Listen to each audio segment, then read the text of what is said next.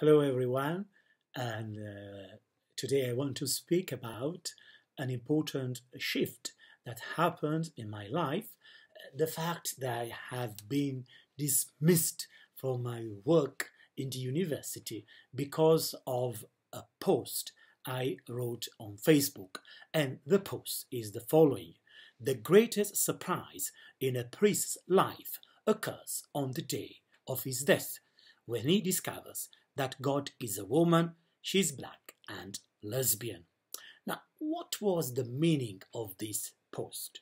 First of all, this post speaks of the leaders, the priests, and speaks of the priests because it wants to say that sometimes these priests, these religious leaders, they think they know everything but about God. But in the moment of their death, the eschatological moment. You know that eschatology is the end of history and reveals, is the fullness of revelation. So at the moment of their death, they come to the fullness, they come to know the fullness of the revelation. And the fullness of the revelation is that God seems to be a bit different from the God they thought to know very well. And this God, being a woman, black, and an homosexual, a lesbian, means that actually God is the one who identifies himself, herself, with those who are discriminated against. So even these people, the people of those who are discriminated against, they are a way to understand better the mystery of God. So this was the post. Now, consequence in my life, when I've been dismissed because of this post, I thought I'm not worthy. I'm not worthy because I was dismissed. I was punished for blasphemy because I propose an idea of God that is very, very good, a God that really is a reality in solidarity with everyone, No one is excluded in his solidarity. Now, to be accused for blasphemy because you present an image of God that is good, very good, better than the God of others, well, that was the reason why Jesus was crucified. Jesus was crucified because the God he proclaimed was much better than the God of the high priests and the God of the Pharisees. So I said, I'm not worthy to get this persecution in my life. And also, I always had a sentence, a quotation of some statements of Simone Weil in my room, and now this quotation became a reality in my life. Simone Weil said, "I've always considered dismissal the natural crowning of my school career, and now this is what has happened in my life, and actually is what happened in the life of many important theologians like Tangaza, like Chenu." I don't want to compare myself to these great theologians, but I'm taking part. I'm tasting a bit of their experience. So I think that I'm on the right path, the path of the gospel. And also we know that the transformation of the reality is realized by the cross, not by homilies, not by preaching. But when you take on your cross, then we have a transformation. That is a bit of a pity. You know, the motto of Tangaza is that university wants to bring transformation in the reality. Which kind of transformation are we bringing in the reality? The transformation of the reality cannot be accomplished without a crash between a new world and the present world. As long as we support the reality the way it is, we are not opening the way to the coming of the kingdom of God. So these have been my feelings. Now I want to say more about this post because it has been completely misunderstood. This post is not an heresy, is an humorous post and is a paradoxical statement. Let me explain these things. Also because, I've been dismissed without having a possibility to be listened to. Actually, they didn't even communicate to me that news. I was not even considered to be an interlocutor. I don't think I've been treated even as a human being, because you talk to a human being, right? So, because of that, I want at least to try to explain this statement in two different people. So, this statement is, first of all, a humorous statement. And to show this, I will refer to the words of a great theologian, Timothy Radcliffe, Father Timothy Radcliffe, the Dominican, who came to know my issue and commented in this way. It sounds as if everyone concerned is suffering from that affliction that should never touch a theologian, a lack of sense of humor. Clearly, you do not believe that God is literally black and lesbian, any more than God is literally white, male, and straight. You are trying to shock people out of assumptions with what sounds to me like a joke.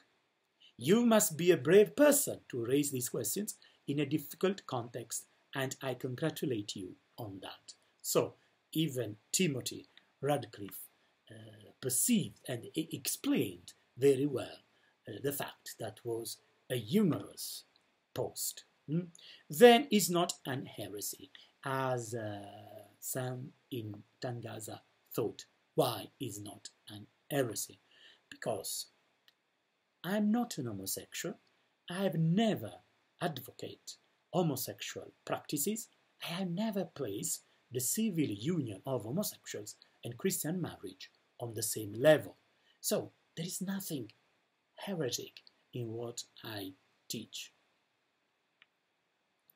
Actually, what I do is to dodge, to avoid fundamentalism. What is fundamentalism? It's the attitude of many Christians that they take some statements, some verses in the Bible, and because of these verses that are understood without considering the context, their own context, with these verses, they judge and they condemn people, the life of the others, the issue, the problems, the drama. So actually I propose a different way to approach the issue of homosexuality. If I have to say what is my approach, I would say that from my experience, theological and personal experience, I discovered that we fall in love with what is different, with the other. Now the other, par excellence, is God himself. God is the real otherness. And after God, for a man is a woman, for a woman is the man, what is completely different. Now, for me, this is the context within we must discuss the reality of homosexuality with a dialogue sincere and respectful to those who are homosexual and those who know what it means to be homosexual. Okay, so this is my position, and it actually is a position of many theologians in the world. Okay, of course, the fact that exactly that expression, lesbian, brought an earthquake shows that I have clearly hit the mark, that actually homosexuals are really discriminated against. And so my post was real, was well. Now, another aspect, maybe his heretic to say that God is a woman? Well, if human beings have been created at image and likeness of God, how can we say that nothing of female essence is present in God? If God cannot be a woman, then women have not been created at image and likeness of God. Moreover, even Jesus speaks of God as a woman. You know that we have 3 parables of mercy in the Gospel of Luke. One is the parable of the merciful Father.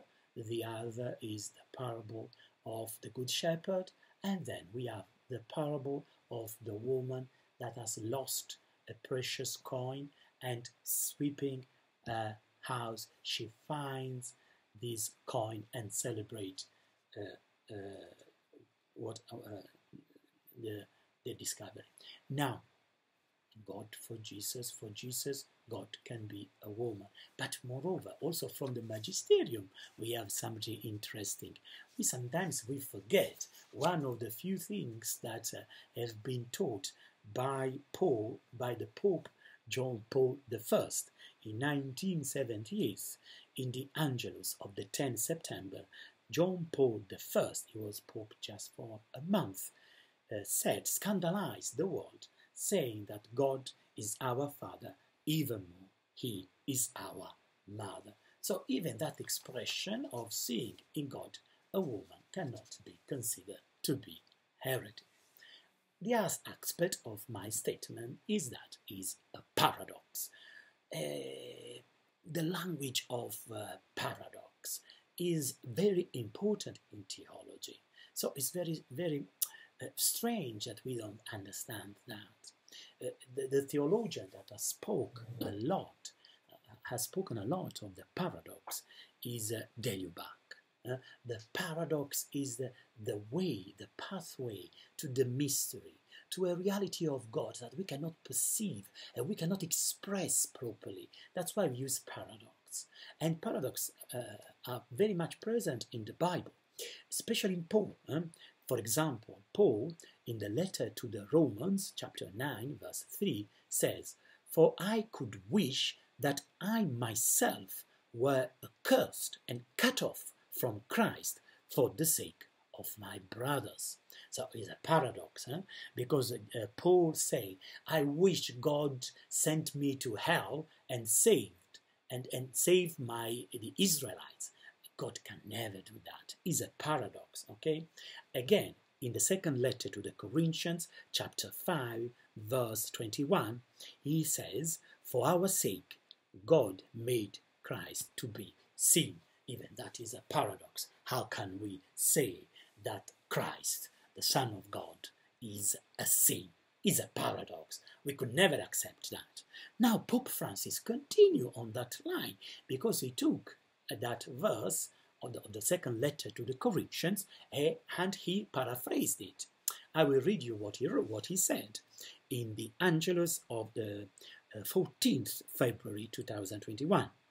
"God is the one who taints himself with our wounded humanity, and he is not afraid to come into contact with our souls. But, Father, what are you saying?" would say the people to the Pope. "That God taints himself? I'm not saying this. St. Paul said it. He made himself to be sin. He who was not a sinner, who could not sin, made himself to be a sin. Look at how God tainted himself to draw near to us, to have compassion, and to make us understand his tenderness, closeness, and compassion." So even that is a paradox. But another paradox said by the Pope: "Better to be an atheist than an hypocritical Catholic." Even this is a paradox. So how is it that we cannot understand the language of the paradox? I want to tell you something more. You know, there is also another paradox that belongs to Jesus. When Jesus says in the Gospel of Matthew 21:31, "Truly I say to you, the tax collectors and the prostitutes go into the kingdoms of God before you." Now, if I wrote this sentence in Facebook, tax collectors and witches would go into the kingdom of God before bishops and priests, I don't think would be dismissed by Tangaza, but only because that sentence is already in the gospel. If that sentence was not in the gospel, I would be dismissed as well, because that sentence would scandalize again. But let us speak of this other topic, the topic of scandal, because we see that scandal have something negative. Is it like this? I don't think so. If we read again the Bible, we find that are positive scandal and negative scandals. Positive scandals. What are the positive scandals?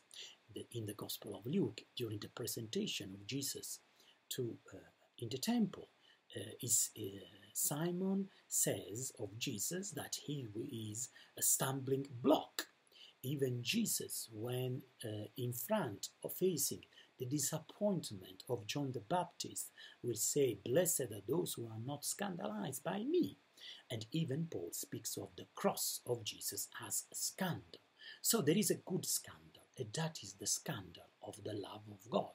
And that is the scandal of my post, to show that God is very, very close, even to those who are marginalized and considered to be unnatural, against nature, the abomination. This is what we think of homosexual. Now, there are also negative scandals. What are the negative scandals? Negative scandals are, example, futile, very trivial things. For example, when in the letter of the Romans, chapter 14, Paul speaks of those who eat the meat that has been sacrificed to the idols. And because of that, many Christians that are very, very young, they get scandalized and they leave Christianity. So this is a negative scandal. Why? Because in order to express our Christian freedom, we come to lose brothers and sisters.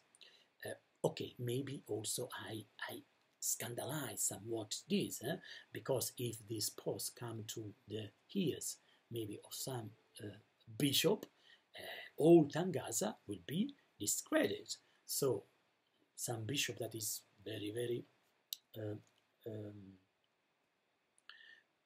strict. Okay, so okay, I can accept that correction, but that is not a good reason to dismiss someone from a university. But I can accept that correction, and there is a possibility I can post things choosing the right audience, so that only my friends can watch what I post on Facebook. So that, yes, that could be a negative scandal, but also there are other negative scandals that are the big sins. Those sins because of which Jesus says, if your hand scandalizes you, cut your hand, for example, and many other things. And the scandals that are happening around us, but no one considers them. I will give you an example. One of the person that had dismissed me, they have dismissed me for gross misconduct, as if I was a pedophile. But yet it's just a post on Facebook. Now, one of these people who have dismissed me belongs to a congregation that during the Eucharist has thanked very much a Kenyan politician that is considered to be a criminal because of the huge sum of money that has given to the congregation. Now, this fact, no one has spoken of it as a scandal, but my post is a scandal. These are the real scandals, and these are the things that really scandalize the little in faith, as also many of my students have been scandalized for the way my case has been dealt with, because I've been dismissed without even knew that I was dismissed. No one talked to me. No one talked to me.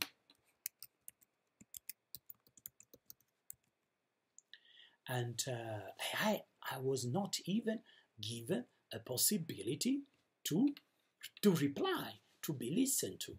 Where is Christian love, Christian charity in all this? That's why even this is a scandal and scandalized.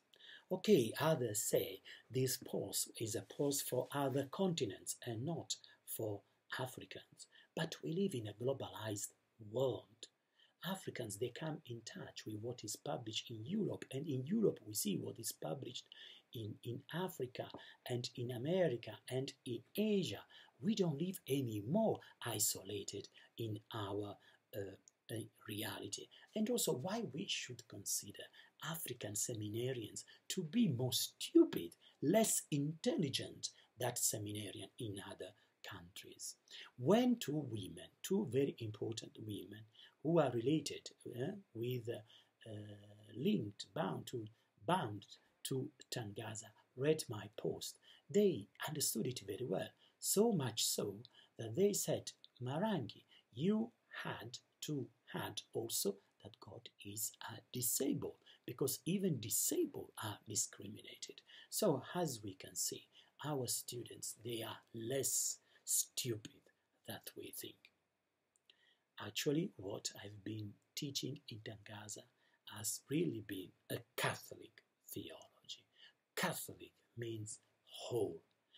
To teach a Catholic theology means to teach all the Christian theology in all its aspects, all the aspects of the dogma, even those who are not considered, even those who are put aside. Otherwise, because what people know normally is a simplest presentation of the Christian faith.